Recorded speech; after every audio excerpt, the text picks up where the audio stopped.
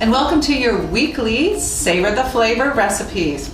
My name is Colleen Walters, and I am so excited to share with you some fantastic, quick, and easy tips for entertaining, whether you've got a birthday party, an anniversary, or the neighbor pops by with a bottle of wine.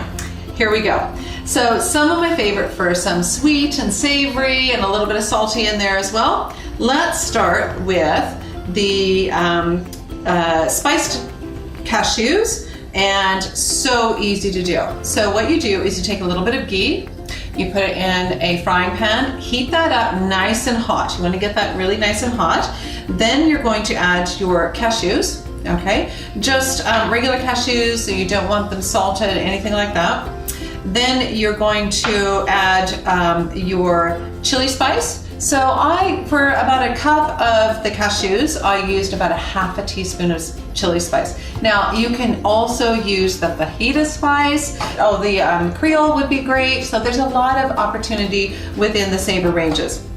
And then once you get them nice and hot, you're going to sprinkle it with some lime juice, okay? Easy, just keep stirring it. Do not let them sit on the pan. Fantastic, easy to do. The next one, I actually had to make a second batch because our film crew here, our lovely team, ate them all. So we had to make another batch for you. So what you do with that, this one is pecans with maple syrup. So a little bit of maple syrup. Again, you start the pan with the ghee, then you add the maple syrup and you bring it to like you're making candy. So a quick little boil, simmer there. Add the pecans in it. Throw in, now I did the Tex-Mex rub because I like a little bit of heat with the sweet of the maple syrup. Then a dash of the cinnamon blend. Now remember, all of these recipes just download. And we finished it with a little bit of seasoned salt to give it that salty, sweet, chili kick to it as well. And you just keep stirring this one because of the sugar. You've got to be careful with it so you don't burn it. You want to take it from sticky to sugary coating, and these are just divine. So everyone's going to love those. Okay, next let's talk about deviled eggs. You know, everyone's got their favorite recipe of deviled eggs. This is so quick and easy to do. And for those of you who are trying to be a little bit healthier and use less oils and things like that, still the fats are great, but using less oil, and you want to do your own mayonnaise, what we did was we took really ripe avocado, mixed them really creamy. We added lemon juice and some Dijon mustard, okay, and some seasoned salt. And mix that really, really super creamy, and you just adjust it to taste. We've got a great recipe there for you to start with, but adjust it to taste, and it gives you that lovely mayonnaise almost taste with that little bit of Dijon hit there. So we boiled the eggs, we took the yolk out, and we mixed that with the mayonnaise. Now, what I've done here is I've mixed it with curry house mix. Now, most people are used to more of a paprika in their deviled eggs, but we've mixed it with the curry house to give it more of the curried egg flavor. And just for fun, one of the things that I'm going to try here, and I've used it before, which I love, is the fajita blend in the mixture.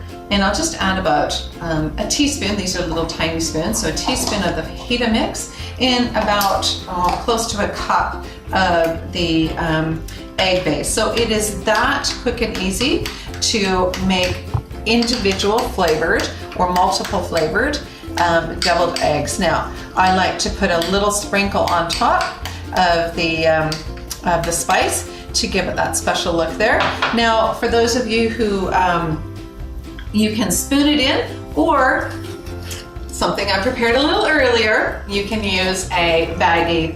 And so you just clip the end of the baggie across this, and then you make one more incision there, and then you'll just put that in the baggie in the corner, and then you would pipe that into your eggs, okay? Just super easy, you just pipe it in and you get beautiful, and I want to taste it, but I've got a few more things to do. deviled eggs. Okay, moving on from there. What else do we have? Now, we're going to have a cheese platter a little later, so of course we want to have the hummus. So we're going to do something a little bit different with the hummus today. We're going to do chickpeas or garbanzo beans, as many of you know them as well. We're going to put lemon juice in, of course, some tahini paste, okay?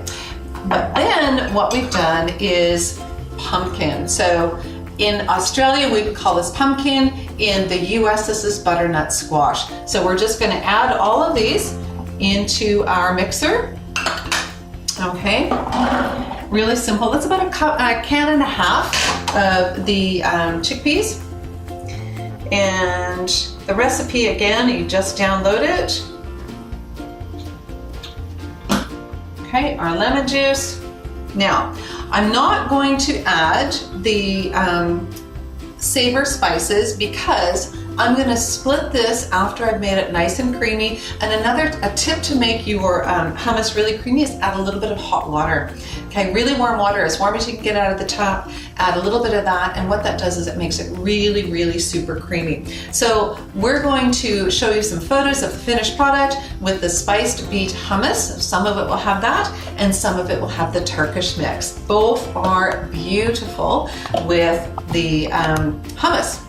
And that's some quick and easy tips for entertaining. So tune back next time and we've got some great new recipes for you with Saveur Natural Foods by Youngevity.